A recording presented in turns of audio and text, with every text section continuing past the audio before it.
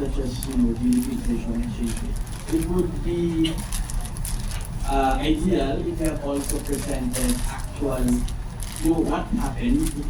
Okay, there's the Russia-Ukraine war, for example, that's happening. Did that actually have any effect on this? Kasi you're looking at external factors. What affects exchange rate? Medyo the questions that you need to be asking now are more into that. How do you actually forecast exchange rate changes? Did you factor that in? Kasi the data that you collected is really more on the subscribers, but since you want to factor in, say, exchange rate, did you also forecast yung changes in exchange rate? What are the factors that contribute to that? Okay. I'm pretty sure it's there lang in the documentation. It's a matter of selecting what will be presented. But overall, still, it seems going to be still beneficial to PLDT. Okay, thank you, judges. Thank you, Sir. I'm sure we have a little bit more time later. Thank you, girls. May now breathe. Okay. You think data talent, that was very insightful. So it's interesting to know that Sundays and Mondays are a little low when you kind of expect people to talk early in the week. So maybe it's just me. Maybe I just planned a little ahead. But for our second presenter is Team Masketeers, composed of Christina, Sandra, Dominique, Kyla, and Rochelle. This capstone project explores the relationship between customer satisfaction as measured by transactional net promoter scores and shifts in customer revenue. As part of the study, a predictive model was built to determine if a customer's spending behavior will change from their historical average, using key factors from customer experience data. I think I blabbed on for a little too long. Again, the team was given 20 minutes to present and 5 minutes for the audience to ask questions. Team Masketeers, you may now take the lead. Good afternoon, everyone. I am Tina from the Five Musketeers, and we are very excited to present to you our study on predicting revenue shifts using TNPS. So for today, we're going to walk you through our entire process. From first, the context and background. Second is the initial look at the data. Third is the predictive model. And lastly is the insights and recommendations. So here, you see a question. How likely are you to recommend our brand to your friends and family? So you often see this question when you connect with a customer service representative. And the score that you will give from 1 to 10 will be your Net Promoter Score or NPS. So that will categorize you into the following: detractor, passive, or promoter. So if your score is from 1 to 6, you will be a detractor. If it is 7 or 8, you will be passive. And if it is 9 or 10, you will be a promoter. So the question here is, why is this important? Why is this Net Promoter Score NPS important, and how is it relevant to our company? So according to our research, up to 75% of detracting customers usually share their negative experience with others. So that highlights the impact of customer satisfaction to the company's reputation. Additionally, from another resource, so it says that high NPS leads to greater customer retention and more revenue for the business. So that is why NPS is important for our company. And so what is our company? We are supporting a telco company, a telco brand. And according to our research, telco companies usually have lower NPS compared to other companies or industries. So that is why NPS is twice as important for our telco brand. So here's where we will come in. Here's where our team comes in. We want to know if the relationship between NPS and revenue also applies to our telco brand. And that leads us to our problem statement. Is customer experience indicative of shifts in revenue behavior? And if so, how can we leverage this so that our telco brand will remain competitive in the industry? So, to help us figure out this relationship, we got our data from our telco brand. So here's Sandra to talk about our data. Okay, in our data set, we actually have about 365,000 entries. These entries represent unique brand subscribers. 6% of this, 21,207, contacted the company, the brand, with a specific intent or concern and answered the NPS survey. The remaining 94% did not answer the survey and were considered as the control or the non-NPS group. There are various data points in our data set, and one of the most significant variable is the monthly spend. So the monthly spend is the amount of money the subscribers spend to avail the company services, such as broadband subscription, purchasing of prepaid promos for a given month. In our data set, we have 4 values for monthly spend. One is for the response month. The response month is the month when the subscriber answered the NPS survey. For the non-NPS, this is a random month. Then we also have a value for the month before and the next 2 succeeding months. In general, if we look at this line plot, we can see that the trend of the average monthly spend is highest on the response month, and it declines on the next succeeding months. However, if we look at the non-NPS and the NPS group separately, we can see here that the yellow line, the non-NPS group, shows a smaller or less decrease than the NPS group. This means that customers that do not experience any issues have more stable spending as compared to those who experience issues. Another data available in our data set is location data. So here we have a graph showing the distribution of subscribers in terms of districts. As you can see here, majority of our NPS respondents actually are based on in the National Capital Region, followed by South Luzon and Visayas. Upon delving into more about the NPS group, we have here the distribution in this pie chart of our NPS categories. We have more than half of our NPS group as promoters, which recommend strongly brands 1 and 2. These are the prepaid, cellular prepaid. Then we have a high percentage of detractors on brand 3, which is broadband. Another variable in our data set is how long does the subscribers have been using the brand, or the tenure. In our data set, this is given in bins. And as we can see, the lower bins, 1 to 3 months, 3 to 6 months, this represents the newer customer. They have relatively low percentages of promoters, which means that they are less likely to recommend the brands to their friends and families as compared to those who've been using the brands for a long time. Another significant variable in our analysis is the inquiry resolution. As we can see here, we have 2 values for inquiry resolution: resolved immediately, which is 52%, and resolved after contacting multiple times, 13%. Summing this up, we have 65% of resolved issues. Among the resolved issues, the highest number is on the products and services intent, while the unresolved issues, majority of them are in connectivity. That's why our analysis focused on connectivity. Then we have distribution of inquiry resolution in terms of NPS categories. As we can see here, high percentages of customers, of promoters have resolved issues, while the unresolved issues have high percentage on the detractors. Another customer satisfaction metric in our data set is the customer satisfaction score. This is a rating from 0 to 10 that is given by the subscriber to the customer service agent who handled his or her issue.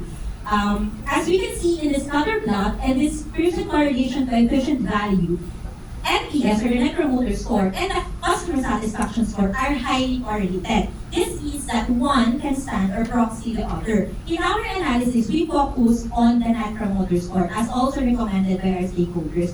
But it's important that we know that when NPS increases, so does the customer satisfaction. So, I talked about earlier about monthly spend. So we have another important data, a variable in our data set, which is the historical data on the last 6 months of monthly spend. And here's Nikki to discuss more about this variable. So as Andres mentioned, we also have the average monthly spend of a customer. this is their average monthly spend for the past 6 months, and also it's also categorized in bins. For example, a customer spent 90 pesos for the past 6 months, so it will fall into the 50 to 100 bin, compared to a customer who haven't spent for the past 6 months, will fall into the 0 to 1 bin. If you recall, as Tina mentioned, our overall goal is to relate customer experience and customer spending. So how are we gonna solve this? To solve this, we built a model that predicts spending behavior compared to their previous spending using customer experience data. If you directly use the spending in numerical form, it introduces noise in our analysis. That's why we opt to use bins. To give us an example, consider two customers with the same previous customer spending. Next. So consider these two customers. So customer A and customer B have a historical average spending of 20 to 50 pesos. For customer A, it spent for this month for 53 pesos. So we will fall to the monthly spend of 50 to 10 bin. So his changing monthly spend will be labeled as 1 since it is higher than his previous spending. So for customer B, his current monthly spend is 17 pesos and will be categorized into the 1 to 20 bin, which is lower than her previous monthly spend, so it will label as 0. So here is our initial data regarding the changes in monthly spend. So for customers with lower initial average monthly spend, most likely to spend more. So here is Kyla to discuss the results of our model. So using the features and the targets discussed earlier by Sandra and Nikki, we created several models using logistic regression and random forest classifier algorithms to classify a user whether their spending level would increase in the month after they answer the NPS survey or if it will not increase. So as mentioned earlier, it's labeled 1 if it increased and labeled 0 if it did not increase or if it decreased. So here are just some scores for the models that we use. So we use the final model we use is random forest classifier based on its accuracy, precision, recall, and endpoint scores. Now, we have these scores, but what's more important to us is what features did our model use to classify users. So it can be seen here that the top features are NPS, the Net Promoter Score, the ARPU or the spending level of the user, and the district or the location of where the user is. So we'll showcase several plots that shows how the, so here we have on the y-axis we have values from 0 to 1. So this is a probability of how likely a user would increase their spending level in the month after the NPS survey. So this probability is plotted against the Net Promoter Score, value seen in the x-axis, from 1 to 10. And here we can see we have some example users. So let's go for user A. So user A has an NPS of 1. Now, you can see here that user A is 60% likely to increase their spending in the month after they answer the NPS survey. In comparison, we have user B. Let's say user B has the exact same user profile as user A, but the only difference is that they answered 6 when they were asked, how likely are you to recommend the brand? So user B automatically gets 20% increase in their likeliness to spend more the month after they answer the survey. So what this shows is users that give high Net Promoter Scores are more likely to increase their spending the month after they contacted customer support. So we also explored several dimensions. So here we have spending level. So each line represents a different spending level. Highlighted in blue is 1 to 20 pesos, and highlighted in yellow is 50 to 100 pesos. So let's keep out with the user example. So we have user A. So user A, let's say, it's at 50 to 100 spending level historically. So if he gives an NPS of 1, he's 50% likely to increase spending. Basically a coin toss. But if the same user, his user profile, gave an NPS score of 6, they are now 80% more likely to increase their spending. So here we can see that users who spend between 1 to 20 pesos or 50 to 100 pesos with a score of at least 6 are 30% more likely to spend compared to their counterparts who gave a score of 1. Then another feature that we explored was the district or the region. So here we have lines representing users from North Luzon, Central Luzon, NCR, South Luzon, Visayas, and Mindanao. So similar to the spending level, we can see here that users from South Luzon and Visayas with an NPS of at least 6 are 30% more likely to increase their spending than users with the same profile but with a net promoter score of 1. Now we have, so earlier it was mentioned by Sandra, that a large chunk of our NPS respondents are from NCR. So we felt that it was good to take a look. What issues are these users from NCR experiencing that are affecting their spending level? So here we can see on the red line, we have connectivity issues. So users from NCR who experience connectivity issues are less likely to increase their spending compared to other users who experience like maybe products or services or roaming issues. So even at high NPS. So this one, we're going at an issue level now. So, but we have all these probabilities. So what can we do with it though, right? So here, let's give a sample subscriber. So our subscriber has a spending level of 50 to 100. So let's say it's normally distributed, and we can say that his average spending is 75, average revenue our company can get from him. He contacted customer support, was asked, how likely are you to recommend the brand to your friends and family? He answered 6. So we have a probability of 0.8 that the user will increase his spending. So from there, multiplying the probability with the expected revenue, we can get that there's 130 pesos expected average revenue for the user in the month after they answered the NPS survey. So if we use the same application with a user with an NPS of 1, we can see that there is a 30 peso difference in the expected average revenue for user groups with this kind of profiles. So that's all for the insights, and now let's have Rosh for a deeper look at at the conclusions and recommendations that we have for the study. So here is the summary of our insights as well as some recommendations.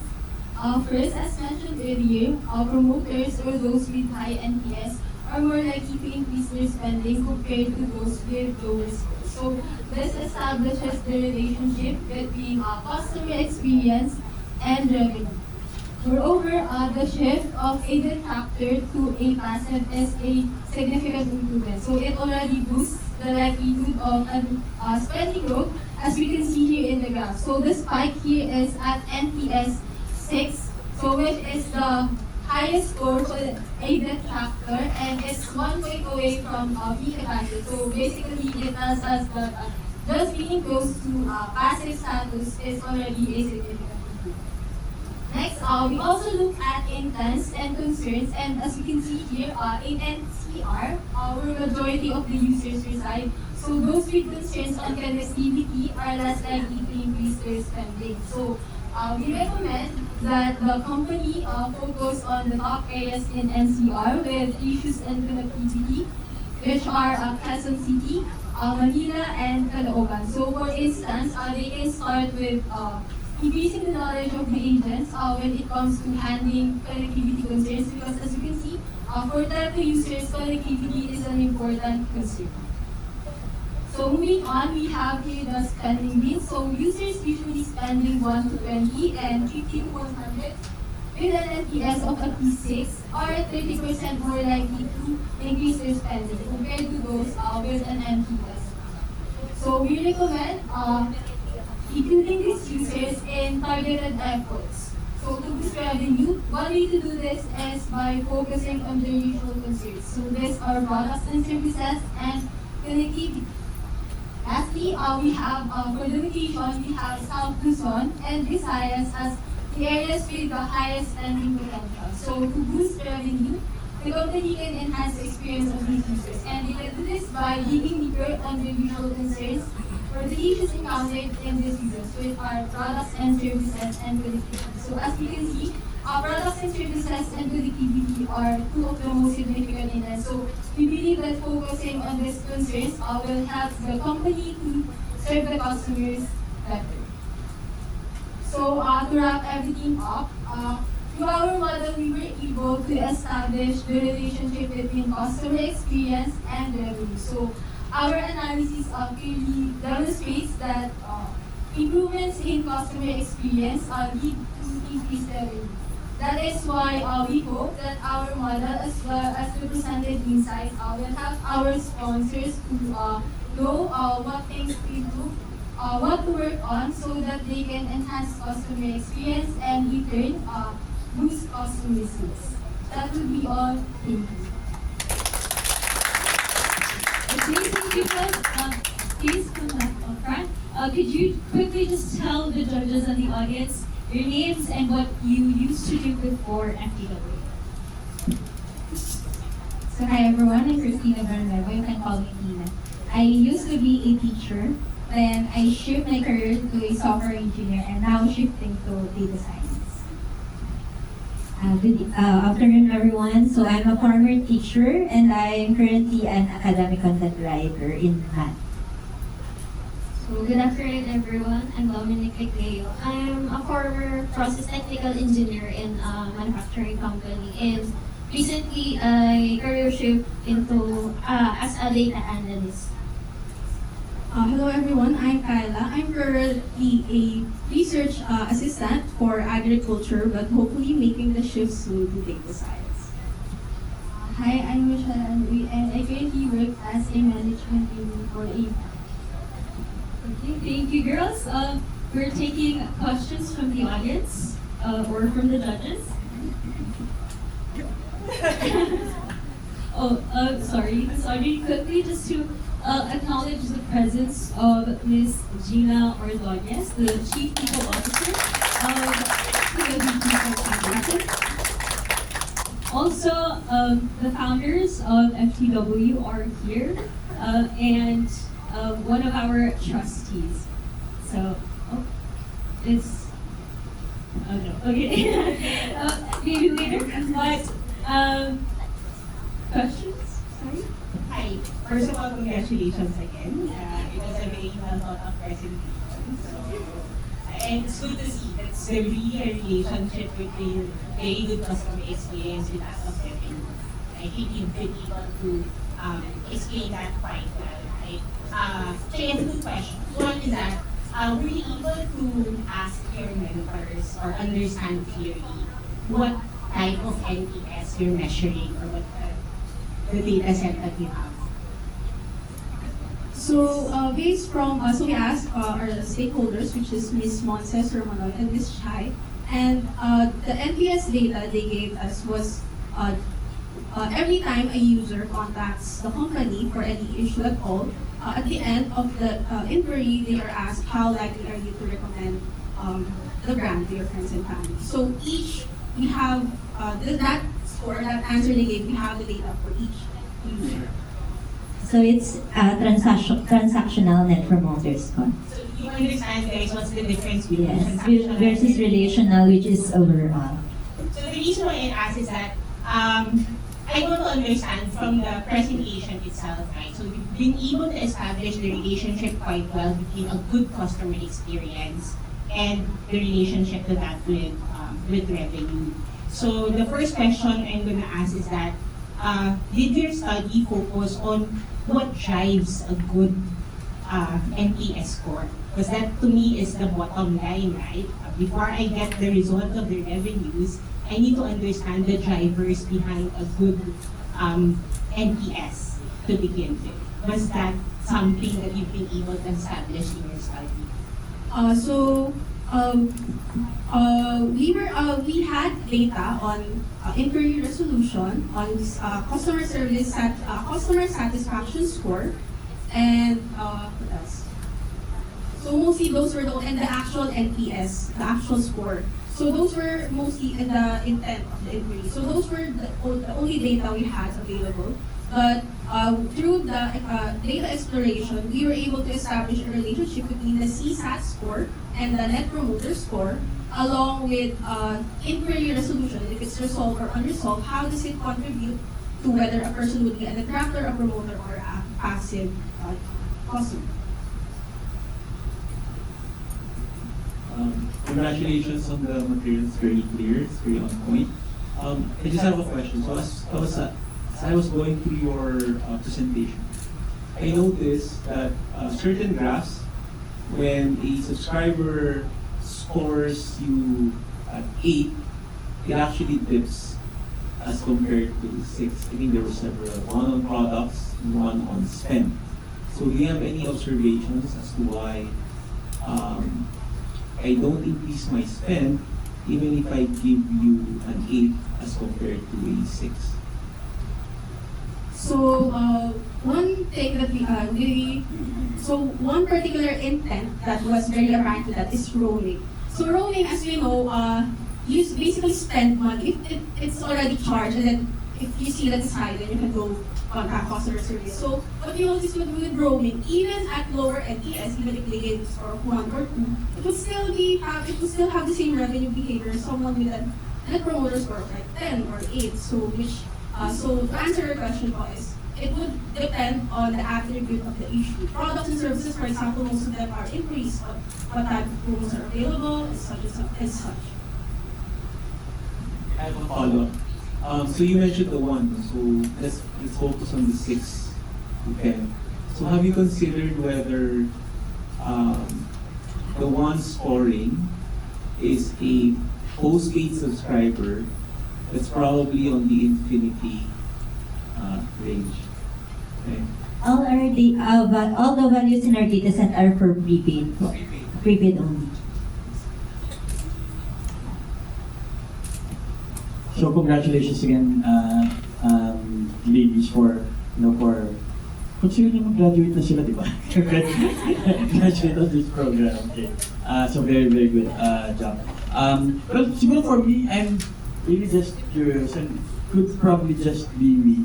Di ba automatic na if you have high customer satisfaction, it increases revenue? So, okay. So I'm just curious why that was the problem statement. Kasi, for me, it should be pretty obvious. Anyway, I go back to this pie chart that you had. When you mentioned about 94% and 6%, the 94% are those who did not respond? Not respond to the survey? The non-NPS group po. Okay, so all of this data is based on the 6%? Yes. Well, okay. So do you think that you have enough of the population to represent the other 94? Baka ang baba ng 6% ngayon. So this is question of sampling. Okay. So for the sampling po, which is why we actually focus on NCR, for example, connectivity, and South Luzon, Visayas, because they were the ones with higher proportions in the sampling group. So if, for example, so that's why there were some actually in the data that lifting from redirection, for example, there was literally 5 respondents for that. So that was, so we had to exclude those kinds of features, those kinds of variables that had too low samples from our analysis. So within NCR, that pie chart is, how does the pie chart look like? 94 and 6 is the entire Philippines, right? For NCR, what is that? So we weren't able to do that also. Okay, but you're saying that it's a larger chunk yung nag-comment doon. Okay, so I think only because kasi yung the first quote that you presented is that only those who really have bad experiences are the ones who provide comments. Which issue din naman talaga, di ba? Yung gusto natin, if you have a bad experience, mag-arant ka talaga sa social media na. If you, I think it's culture natin we don't actually congratulate or give kudos if someone did a good job. But anyway, I think, I mean, if you want to do this further, kasi I'm concerned about the 94% and shifts. Maybe something like the study is, what are the factors that would make someone, whether they have a positive or negative experience, answer the survey. I think that's going to actually help and have your data more accurate across the Philippines. But I think for this round, since you want to pursue data science anyway, it will probably be hard by PLDT this month. I hope we can pursue that in the question. Okay, thank you, judges. Thank you, girls. You can breathe now. I'm seeing very proud faces in the audience of mentors and parents. So, thank you, ladies. Okay, thank you, Team Musketeers. So, I'll admit, I usually don't answer those little surveys of how like your intro. Sorry, but it's not something I would usually do. But it's interesting to see that it's a big chunk of it's 30% increase in spending. So, thank you again, ladies. So up next we have Team ABD Nautics. Okay. Yes. So that's Marjorie, Carla, Eliza, Grenadine, and Dominique. Eliza, Grenadine, and Berlin, sorry. So they will be exploring how civil society organizations, or CSOs, can optimize youth leadership development in the Philippines by analyzing socioeconomic factors and political dynamics. So, Team ABD Nautics, it's your time to take the spotlight. Hello everyone, and thank you for joining us today. And today is we will diving in critical topics, which is about our future leaders. And our presentations centers on exploring how the civil society organizations empower the youth to take a significant role in public service and sangguniang kabataan. So our mission for today is to help the CSOs to identify where are the areas that they can maximize their impact on the youth. Given their current portfolio, which areas offer the greatest opportunity and consider diversifying their efforts.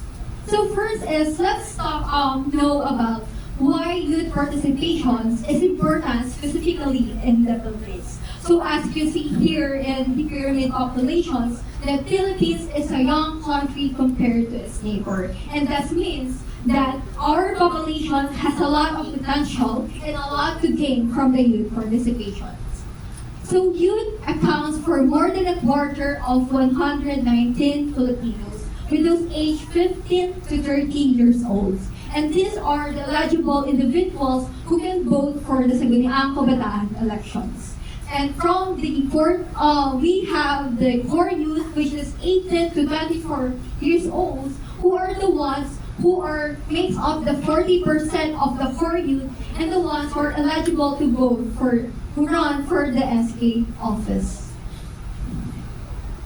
So in 2024, which is this year, the estimated Filipino core youth population is 14.7 million.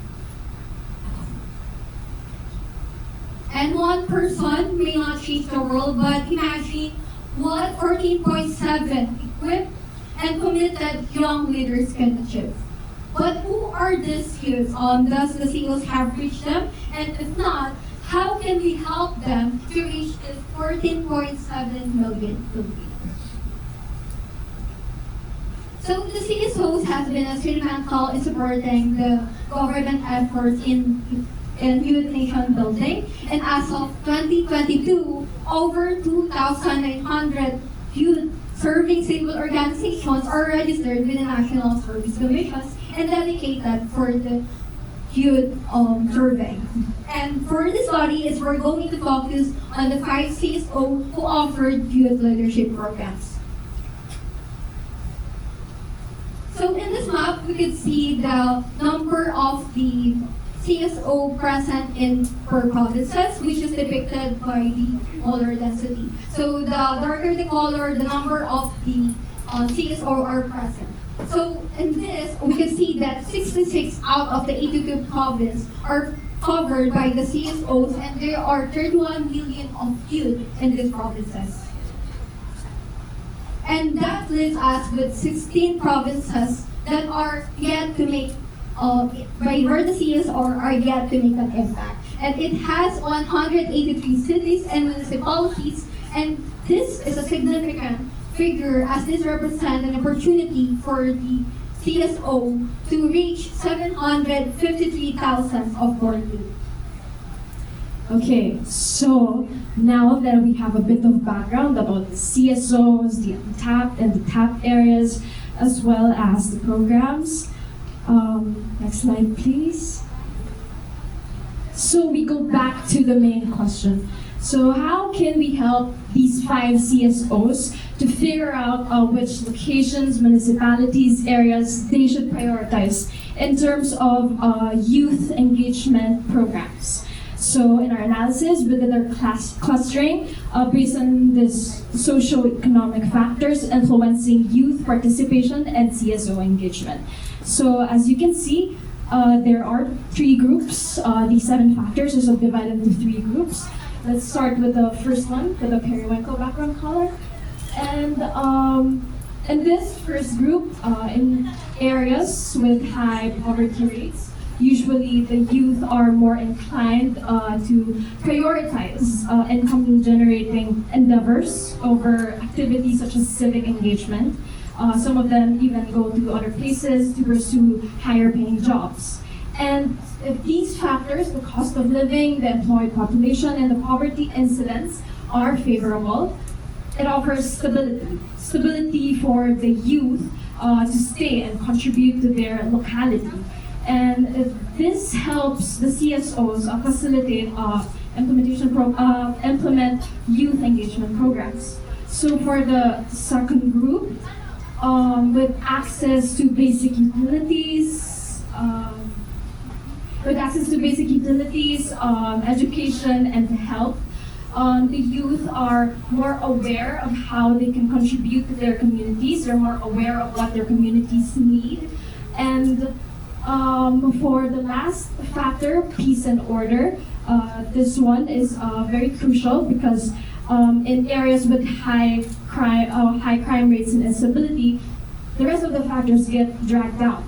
And well, with those areas, the youth and the CSOs won't get encouraged to get involved because of the risk because of the high risk it poses. For the next slide. So on our clustering, 3 groups were identified based on the selected socio-economic factors. For the first cluster, we categorized as underprivileged. The second cluster, we categorized as developing. And for the third cluster, we categorized as urbanized. And for more details and information about these clusters, here's Din. Okay, so now let's further examine these clusters. So the first cluster that we have comprises of cities and municipalities that we characterize as underprivileged. So the graph on the left shows how this cluster compares with the other 2 clusters in terms of socioeconomic scores.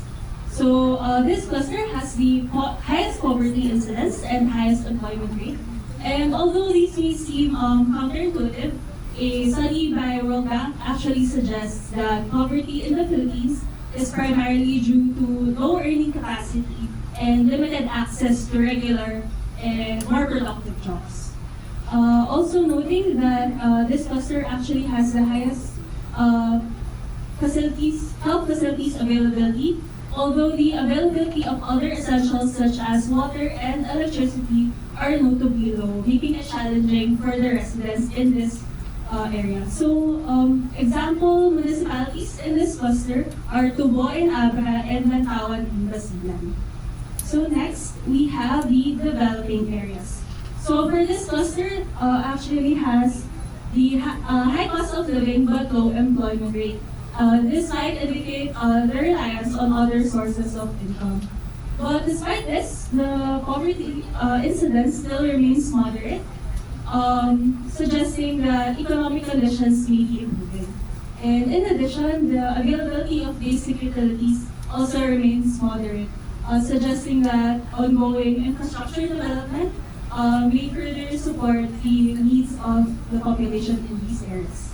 And low availability of health and education services may cause economic strain, and as this affects the quality of life of the residents in these areas. So, example municipalities in this cluster include Manila in Bulacan and Coron in Palawan. And lastly, we have the urbanized areas.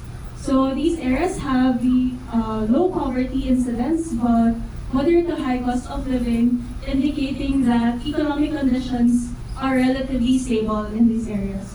The availability of basic utilities is also notably high, suggesting that signifying that the robust infrastructure development and urban growth, which can support the daily living and economic activities, contributing to the higher standard of living in these areas. So for this cluster, we have the cities in Metro Manila. So now that we've identified the clusters, we now look into the clusters in which the CSOs are already present in. So most of the areas covered by the 5 CSOs are actually under the developing and urbanized clusters. So as with the high population in these areas and high economic opportunities, engaging the youth in these areas may potentially increase the chances of encouraging more youth to become future leaders. And it's also important to note that all clusters have actually already been tapped by at least one of the 5 CSOs. And with this, you can see that there are already existing efforts in serving areas of varying socioeconomic characteristics. And with targeted and data-driven strategies, the CSOs may potentially be able to provide equal opportunities for all youth across the Philippines. So next, we look into the untapped areas as will be discussed by her. Thank you. So aside from the areas that have been covered by the CSOs, almost all of the untapped areas are underprivileged. So with the help of the clusters, there are now 2 options for the CSOs. First is to conveniently stay in the areas with the similar characteristics or clusters, or second, to diversify to the areas where their need is gonna be a big help. So more work will be more work is needed to encourage the youth to become leaders, and for these areas, but this will be a big help and be impactful. So here's a dashboard that will be helpful for the CSOs to identify the areas where they could expand their coverage. So for example, if I am a CSO4 and I want to tap more areas under that have the similar characteristics of what I am currently tapping right now, so here's what I'm gonna do. So for the CSO filter, I will choose the CSO4, and there I will see the areas that I am currently tapping and the cluster as well. And then I will also choose none to see the untapped areas. And then after these, the CSO filter will help me to identify which cluster, so I will already know that I am tapping the developing areas. So for the cluster filter, I will choose the developing, and for the status, I will choose the untapped. And there I will see the areas where I can expand my coverage. But if I also wanted to expand and cover more from the unprivileged areas, here's what I'm going to do. So for the CSO filter, I will choose none. And for the cluster, I will choose unprivileged. And for the status, I will choose untapped. So here are the unprivileged areas. So as you can see, there are 2 areas that have been already tapped, and these are tapped by CSO 2 and 4. So they could also tap other areas from the unprivileged areas, but it will not be limited only to CSO 2 and 4. Other CSOs may also tap these areas if they want to diversify their reach. And here are the developing areas. So as you can see, there are 3 untapped areas, And we suggested here the CSOs that could tap these areas, but as what I said earlier, it is not limited to these CSOs. And lastly, the urbanized areas. So as you can see, there's no untapped areas for the urbanized areas. So what we suggest is for the CSOs to expand through the type of engagement and specific activities that they offer to the youth. And for another perspective, for what the CSO might look at, here's Pearl. So in addition, aside from the socioeconomic indicators, we also want the CSOs to look at other factors that may influence the youth participation. So these are gender stereotypes and political monopoly. So first we ask, is there a bias to a specific gender among SK officials? And are these gender distribution the same across all political or government level? So as we can see, due to the limitation or availability of the data, so since there is no indication of gender, what we did to find out these numbers is that we did an NLP to identify or predict their gender. So we found out that 54% of all SK officials are female. So this is quite balanced. But as we can see, as the hierarchy of positions increases or level of government, there is a decline in the share or number of females. Like for example, in barangay, from 54, we have 44, 36, and 35. So we can notice that there is a decrease of share of females. So these officials are the current officials that we have currently.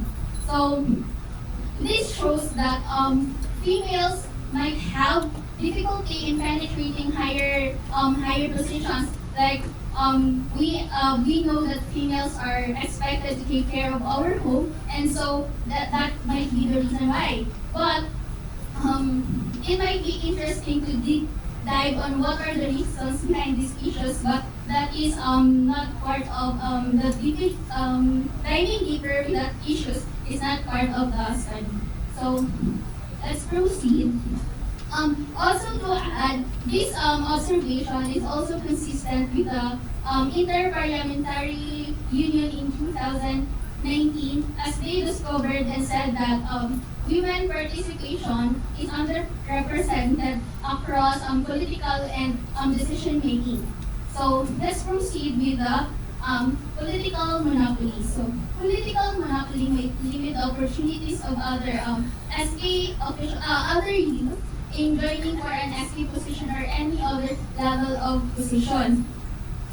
However, to address this, we have an SK law reformed in 2016 which says that relatives of elected and appointed officials to second degree of consanguinity or affinity are prohibited from taking or running for an SK post. However, we still look at this angle so that we can help or provide insights to the CSOs regarding this one. So in this method, from the DILG list of SK officials, we identified potential matches of family names of the SK officials to higher ranking officials. Like for example, we have here Juan de la Cruz, the Peña Carino, who is an SK chairman. And then potential match is Carino, who is a barangay captain. So if this is the case, that is an indication of a potential political familial connection. So let us proceed with the results. So to add to that, this method is also used in other political science researchers, like for example, we have Mendoza in 2016. They identified the potential political dynasty in Congress and also in international. We have Dalbo and Snyder in 2018 from University of California, wherein they identified also political dynasty through modal family names. So as you can see, is almost 80% of 136,553 SK officials sharing the same family name with at least one higher official. So with this prevalence of potential political monopoly or dynamics, we can suggest to the CSOs that they might consider looking at these numbers. Also, let us drill down. So in barangay level, 77.5% of this SK officials are sharing the same family names with higher our barangay officials. So as we can see also, municipal level and provincial level have lesser incidence of potential political connection. So to next please. To add on to that, how can the CSOs use this data about their family names? So what we did is that we created this dashboard wherein they can, for example, select a specific barangay so that they can identify what family names are very prevalent in that barangay. So for example, we have here province of Laguna, and then we can filter also the municipality. For example, we have Cabiao, and then we can also drill that down into barangay. Like for example, so these are those are the prevalent family names. So how can the CSOs use that? They can use that to identify or filter their participants so that they can also provide opportunities for those youth who does not have any political connection or any connection to higher officials.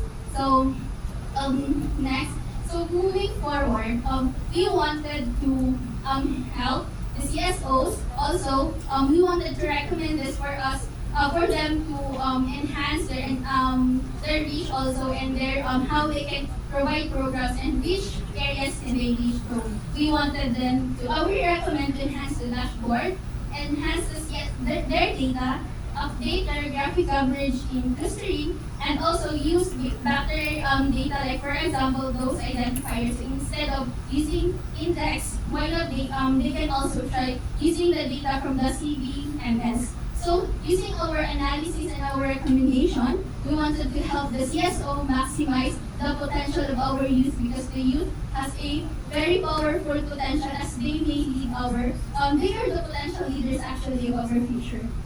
Thank you. I would like to introduce my team. So I have here Eliza with me, who is a former WordPress editor. So that's Eliza. We have Grenadine. So we have Bernina Gaiman. And then we have Carla and more. Okay, thank you, girls. Could you introduce yourselves? So, Grenadine was a former food scientist. Hello, I'm Grenadine Labrador, a former food scientist. Hi, I'm Eliza. I'm a former WordPress editor, and I'm currently working as a data analyst. Hi, I'm Pearl, and I graduated as civil engineering and currently working as sales support analyst.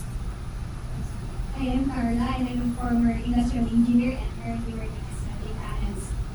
And hello, I'm Marjorie, and I'm a former project manager and now working as a data analyst. Okay, thank you, girls. We are now open to questions from the audience or from the judges. Very interesting dashboard. I like the dashboard. I like the very political,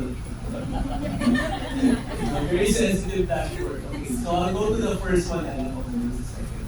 So I appreciate the effort in the dashboard in order to facilitate better decision making. If you go to the point, I saw every time you hover over it is supervision. So in the objective of better decision making, to understand where to go, where CSOs can go, what other information do you think should be part of that text box when you go, such that I'm able to better consider? Or what other information or visuals do you want to couple or put in that dashboard, such that decision making is actually much it's better, it's engaged, it's Okay, for the dashboard, actually, the data that we use for that one are mostly external data from the government. So to make it more personalized, I think it would be nice to get actual data from the youth leaders themselves. For example, what advocacies are they interested in and what motivated them to become youth leaders. So this would help us understand the demographic of the existing youth leaders. So when we did this, we don't have data on the youth leaders themselves yet. Yes.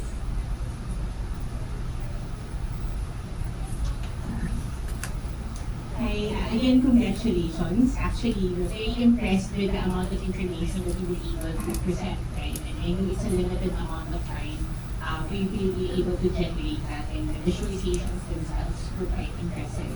So congratulations for that. Actually, my question is a little bit more fundamental, right? And I'm assuming, and correct me if I'm wrong, that the audience for your presentations are business. Is that correct? Okay, so my first question is that, what is the core problem of the CSO that you're trying to solve for this presentation? I think their core problem is that where next should they go, or what area should they tap, and what those areas need so that they can tailor programs for those youth. And what particular problem are you trying to solve for this particular analysis? Because you went into clustering, and then I'm assuming you also went into some different types of analysis. You presented quite a lot, right? From clustering, the different types of solutions, and different types of dashboard. But what is the problem that you're trying to solve with all of this information presented to the CSOs? CSOs wanted to encourage more youth to become youth leaders. So that's their main problem. And so with helping them where to go, we want to help them expand their reach. So for them to encourage more youth and to equip more youth to become youth leaders. Sige, congratulations also again. Very, very interesting, study. Yung dashboard mo, pwede mo lang gusto yung mga startup. Dapat makita ang last name na yun. Anyway, so you're saying that this is for the CSOs and increase your participation and then expand further. Confidential ba to know who are the 5 CSOs in this study? They weren't disclosed. They were disclosed to us also. That's why we also have just 1 to be prepared. Okay. The reason I'm asking is because CSOs, their purpose are varied. Okay, so their needs also vary. So the things that you listed there, like employment, poverty, etc., it would depend on what they need to do. Were you given by the nature of the CSO, what they're doing? No, those are also confidential. Okay. I'm just concerned that, there's no correlation. But I think what you presented in the dashboard are general characteristics of the country, tama ba?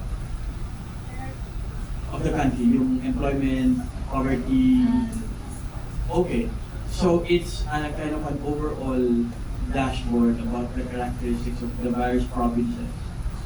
Are there any youth leaders present there? So if I'm FEW, for example, wants more participant in this, they'd probably look doon sa factors that will help them promote more data science. And then all the female population then, di ba? With female leaders.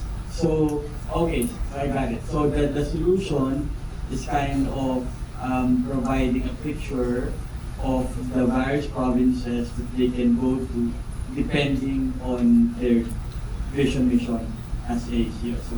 Okay, so in that case, that's a very good help. You should pwede pa natin Okay, sige. Alright, thank you very much. Okay, thank you, Judge. Okay, so politics is a tricky subject, like Sir Gilbert mentioned, but I wouldn't think.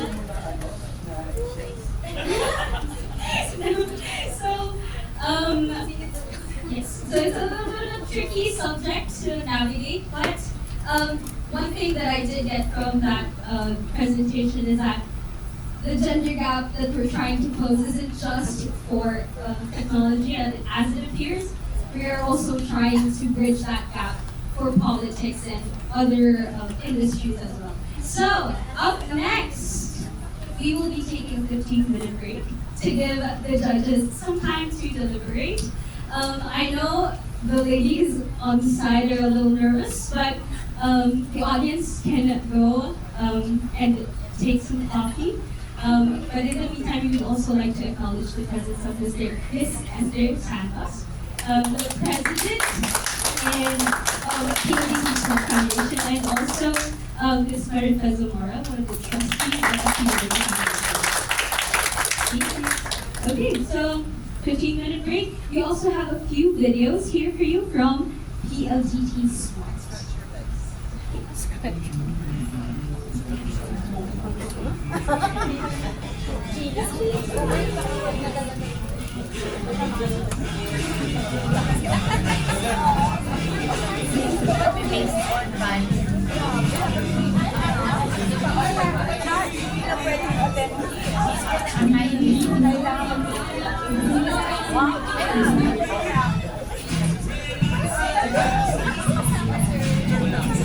Si yata na